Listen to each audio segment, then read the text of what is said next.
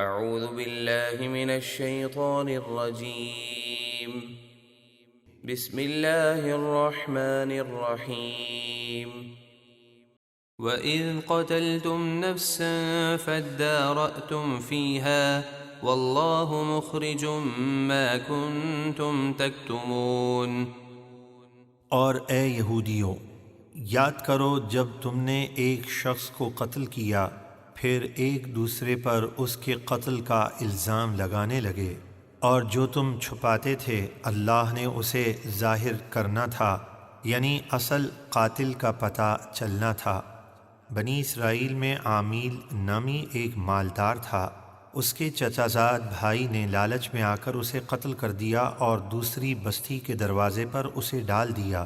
وہاں کے لوگوں نے حضرت موسیٰ علیہ السلام سے درخواست کی کہ آپ دعا فرمائیں، اللہ تعالی حقیقت حال ظاہر فرمائے۔ اس پر حکم صادر ہوا کہ ایک گائے ذبح کر کے اس کا کوئی حصہ مقتول کو ماریں، وہ زندہ ہو کر قاتل کا بتا دے گا۔ واضح رہے کہ اس سورت کا نام سورہ بقرہ ہے، اور بقرہ گائے کو کہتے ہیں۔ کون سا وہ خوش نصیب نوجوان تھا جس کی یہ گائے تھی، اور وہ اپنی والدہ کا کتنا فرما بردار تھا۔ رکوع کے اختتام پر اسے سماعت کیجیے۔ فَقُلْنَا اضْرِبُوهُ بِبَعْضِهَا كَذَلِكَ يُحْيِي اللَّهُ الْمَوْتَى وَيُرِيكُمْ آيَاتِهِ لَعَلَّكُمْ تَعْقِلُونَ۔ تو ہم نے فرمایا اس مردہ شخص کو اس گائے کا ایک ٹکڑا مارو تو وہ زندہ ہو کر اپنے قاتل کا نام بتا دے گا۔ اسی طرح اللہ قیامت کے دن مردے زندہ فرمائے گا، اور وہ تمہیں اس دنیا میں اپنی نشانیاں دکھاتا ہے تاکہ تم سمجھو۔ ثم قست قلوبكم من بعد ذلك فهي كالحجارة أو أشد قسوة فإن من الحجارة لما يتفجر منه الأنهار وإن منها لما يشقق فيخرج منه الماء وإن منها لما يهبط من خشية الله وما الله بغافل عما تعملون۔ پھر اس کے بعد تمہارے دل سخت ہو گئے، یعنی اس قدر عظیم نشانیاں دیکھنے کے بعد بھی تم نے عبرت حاصل نہ کی، تو وہ دل سختی میں پتھروں کی طرح ہیں، بلکہ ان سے بھی زیادہ سخت۔ اور بے شک پتھروں میں سے کچھ پتھر ایسے ہیں جن سے نہریں بہہ نکلتی ہیں، اور کچھ ایسے ہیں جو پھٹ جاتے ہیں تو ان سے پانی نکلتا ہے، اور کچھ پتھر وہ ہیں جو اللہ کے خوف سے گر پڑتے ہیں، اور اللہ تمہارے کاموں سے بے خبر نہیں۔ پتھروں کو خوف الہی ہوتا ہے اور وہ تسبیح بھی کرتے ہیں۔ ترمذی شریف میں حضرت علی رضی اللہ تعالیٰ عنہ سے مروی ہے کہ میں سید عالم صلی اللہ علیہ وسلم کے ساتھ اطراف مکہ میں گیا، جو درخت یا پہاڑ سامنے آ جاتا السلام علیک یا رسول اللہ عرض کرتا تھا۔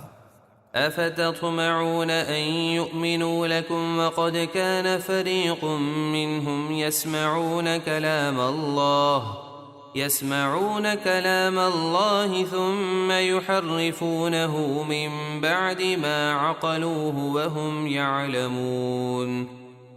تو اے مسلمانوں، کیا تمہیں یہودیوں سے یہ توقع ہے کہ وہ تمہارے کہنے پر ایمان لے آئیں گے، حالانکہ ان کا ایک گروہ ایسا تھا جو اللہ کا کلام سنتا تھا، پھر اسے سمجھنے کے بعد جان بوجھ کر بدل دیتا تھا۔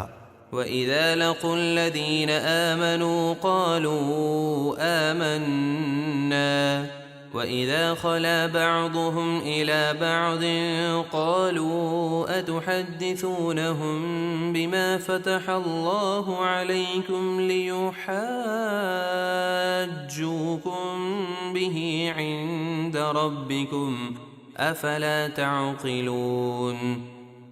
اور جب وہ یہودی جو منافق ہیں مسلمانوں سے ملتے ہیں تو کہتے ہیں ہم بھی ایمان لائے، بے شک محمد صلی اللہ علیہ وآلہ وسلم سچے نبی ہیں، اور جب وہ تنہائی میں ایک دوسرے سے ملتے ہیں تو ان کے سردار ان سے کہتے ہیں کیا تم مسلمانوں کو وہ باتیں بتاتے ہو جو اللہ نے تم پر ظاہر کیں تاکہ وہ اسے تمہارے رب کے سامنے قیامت کے دن تمہارے خلاف دلیل بنائیں؟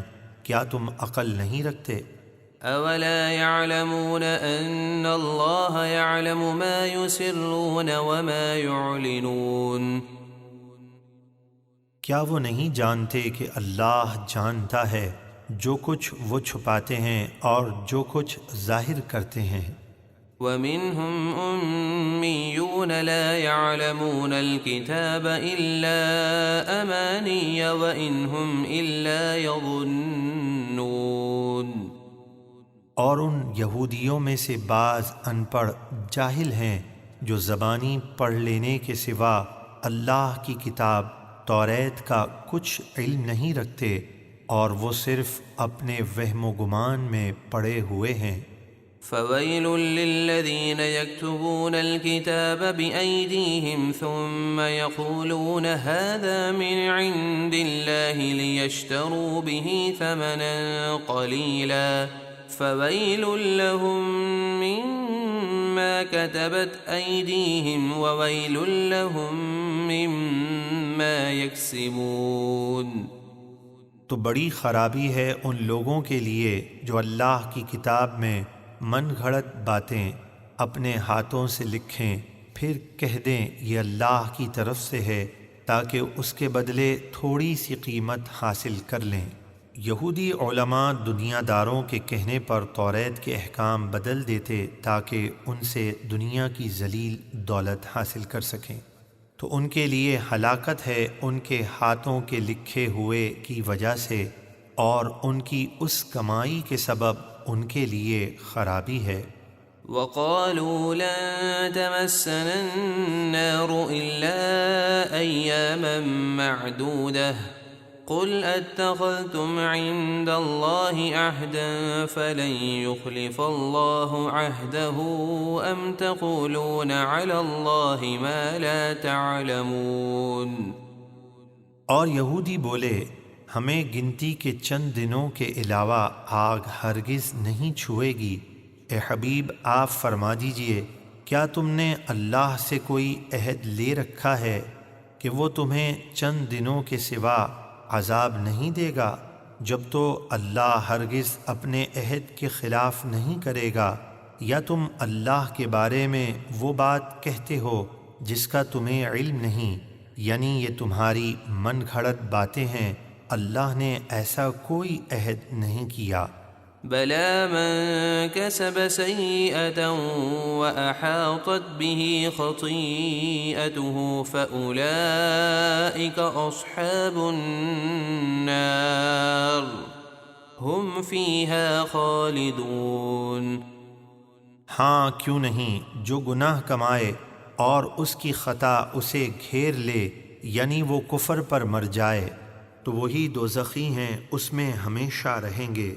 والذين آمنوا وعملوا الصالحات أولئك أصحاب الجنة هم فيها خالدون، اور جو لوگ ایمان لائے اور انہوں نے اچھے کام کیے وہی جنتی ہیں، وہ اس میں ہمیشہ رہیں گے۔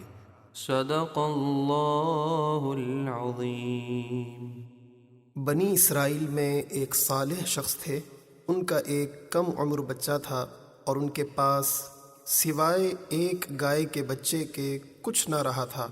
انہوں نے اس کی گردن پر مہر لگا کر اللہ کے نام پر چھوڑ دیا اور بارگاہ حق میں عرض کیا، یا رب، میں اس بچیا کو اس فرزند کے لیے تیرے پاس ودیعت رکھتا ہوں، جب یہ فرزند بڑا ہو یہ اس کے کام آئے۔ ان کا تو انتقال ہو گیا، بچیا جنگل میں اللہ کی حفاظت میں پرورش پاتی رہی۔ یہ لڑکا بڑا ہوا اور اللہ کے فضل سے صالح اور متقی ہوا، ماں کا فرما بردار تھا۔ ایک دن اس کی والدہ نے کہا، اے نور نظر، تیرے باپ نے تیرے لیے فلاں جنگل میں خدا کے نام ایک بچیا چھوڑ دی ہے، وہ اب جوان ہو گئی، اس کو جنگل سے لا اور اللہ سے دعا کر کہ وہ تجھے عطا فرمائے۔ لڑکے نے گائے کو جنگل میں دیکھا اور والدہ کی بتائی ہوئی علامتیں اس میں پائیں اور اس کو اللہ کی قسم دے کر بلایا۔ وہ گائے حاضر ہوئی۔ جوان اس گائے کو والدہ کی خدمت میں لایا۔ والدہ نے بازار میں لے جا کر 3 دینار پر فروخت کرنے کا حکم دیا اور یہ شرط کی کہ سودا ہونے پر پھر اس کی اجازت حاصل کی جائے۔ اس زمانے میں گائے کی قیمت 3 دینار ہی تھی۔ جوان جب اس گائے کو بازار میں لایا تو ایک فرشتہ خریدار کی صورت میں آیا اور اس نے گائے کی قیمت 6 دینار لگا دی، مگر اس شرط سے کہ جوان والدہ کی اجازت کا پابند نہ ہو۔ جوان نے یہ منظور نہ کیا اور والدہ سے تمام قصہ کہا۔ اس کی والدہ نے 6 دینار قیمت منظور کرنے کی تو اجازت دی، مگر بیچنے سے پہلے پھر دوبارہ اپنی مرضی دریافت کرنے کی شرط کی۔ جوان پھر بازار میں آیا۔ اس مرتبہ فرشتے نے 12 دینار قیمت لگائی اور کہا کہ والدہ کی اجازت پر موقوف نہ رکھو۔ جوان نے نہ مانا اور والدہ کو اطلاع دی۔ وہ صاحب فراست سمجھ گئی کہ یہ خریدار نہیں کوئی فرشتہ ہے جو آزمائش کے لیے آتا ہے۔ بیٹے سے کہا کہ اب کی مرتبہ اس خریدار سے یہ کہنا کہ آپ ہمیں اس گائے کے فروخت کرنے کا حکم دیتے ہیں یا نہیں۔ لڑکے نے یہی کہا۔ فرشتے نے جواب دیا کہ ابھی اس کو روکے رہو، جب بنی اسرائیل خریدنے آئیں تو اس کی قیمت یہ مقرر کرنا کہ اس کی کھال میں سونا بھر دیا جائے۔ جوان گائے کو گھر لایا اور جب بنی اسرائیل جستجو کرتے ہوئے اس کے مکان پر پہنچے تو یہی قیمت طے کی اور حضرت موسیٰ علیہ السلام کی ضمانت پر وہ گائے بنی اسرائیل کے سپرد کر دی۔ اس واقعے سے ہمیں کئی مسائل معلوم ہوتے ہیں۔ ایک یہ جو اپنے اہل و عیال کو اللہ کے سپرد کرے، اللہ تعالیٰ اس کی ایسی عمدہ پرورش فرماتا ہے۔ دوسرا، جو اپنا مال اللہ کے بھروسے پر اس کی امانت میں دے، اللہ اس میں برکت عطا فرماتا ہے۔ تیسرا، والدین کی فرما برداری اللہ تبارک و تعالیٰ کو پسند ہے۔ چوتھا، غیبی فیض قربانی و خیرات کرنے سے حاصل ہوتا ہے۔ پانچواں، راہ خدا میں نفیس مال دینا چاہیے۔ چھٹا، گائے کی قربانی افضل ہے۔